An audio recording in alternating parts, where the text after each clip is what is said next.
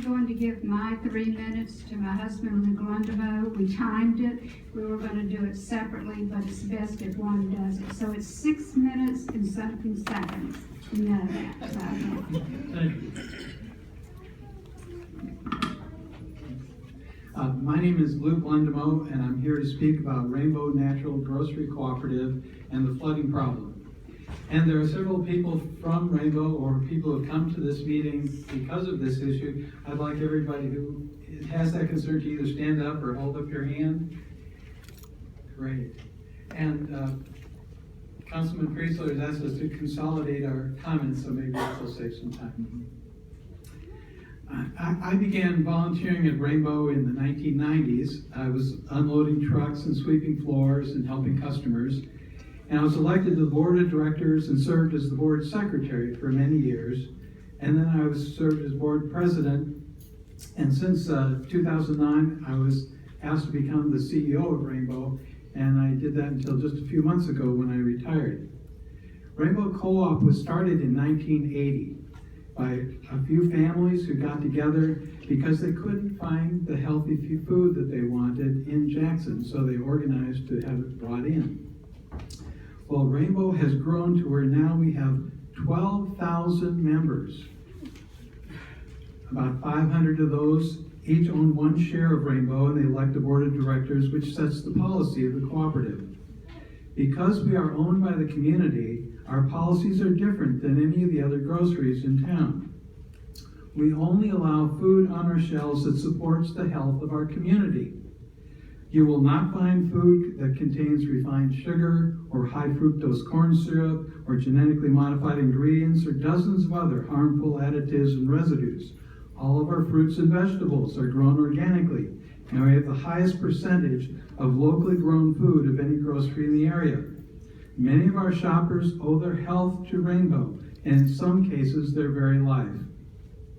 Our vision is to support the growth of a local sustainable food system and support the development of other cooperatives. Rainbow moved to our current location in Fondren in 1998.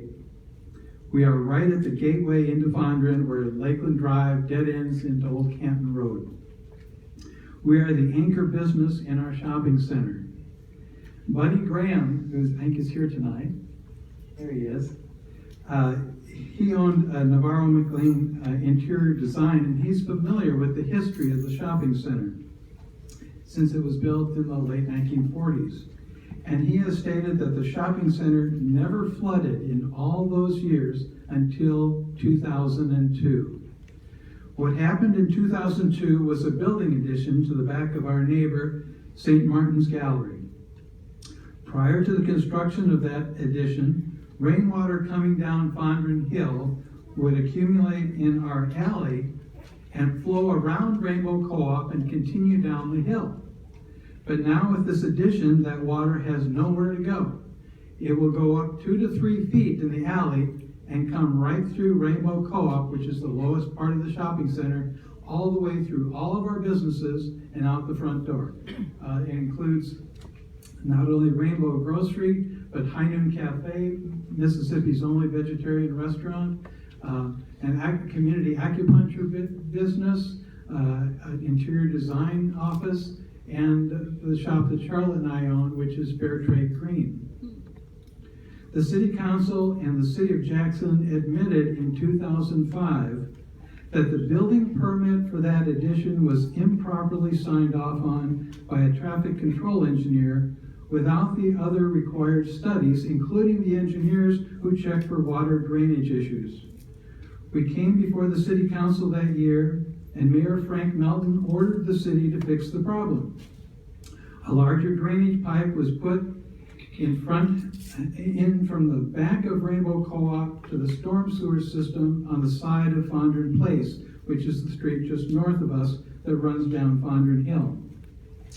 We complained at the time that we did not believe that would fix the problem, and it did not.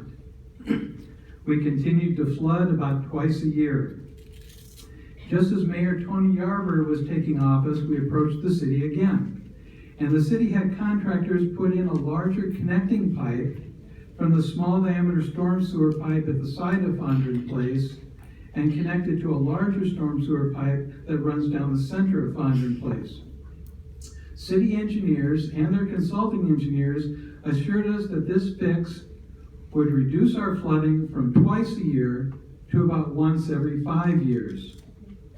This fix did also not work.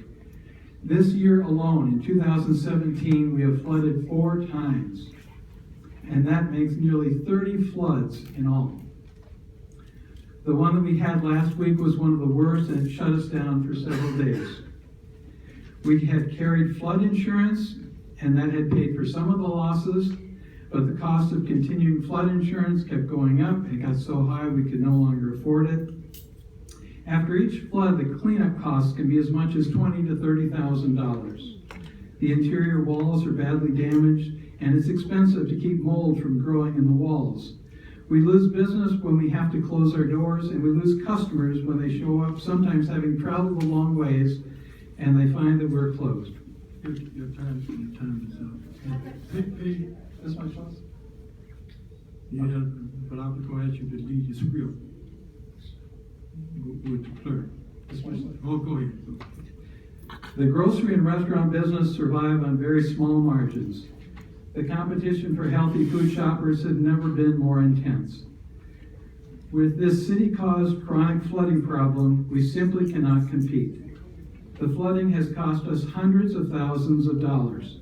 It has drained all of our resources. We now are barely able to pay our vendors to keep food on the shelves. Our staff has had their hours cut, and they have not had any raises for many years. We have no money to pay for the cleanup of this latest flood. We are trying to organize the sale of our property and move to somewhere that doesn't flood, but it doesn't look like we can get that done quickly enough. We have been advised to sue the city. We don't like that idea, but when we explored it, we found that it would cost us about $30,000 in legal fees, and city lawyers can delay the resolution of the suit for up to 10 years. We don't have the money or the time to pursue that option. To make this right, the city should reimburse the Rainbow Cooperative for its flood-related losses. They should purchase the property at a fair price and give Rainbow a lease of 2 to 4 years to properly organize a relocation to somewhere in the city where it will not flood. We need something done quickly, or we will lose this valuable community resource. Thank you. Thank you.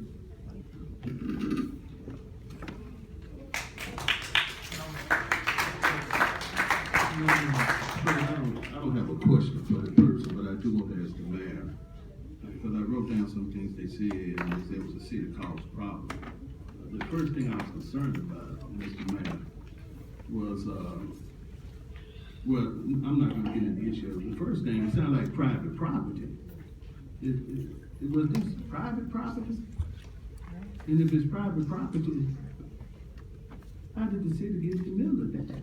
Monica Allen, Office of City Attorney. I would ask council and the mayor to refrain from further discussion on this particular item in light of some of the information that was shared.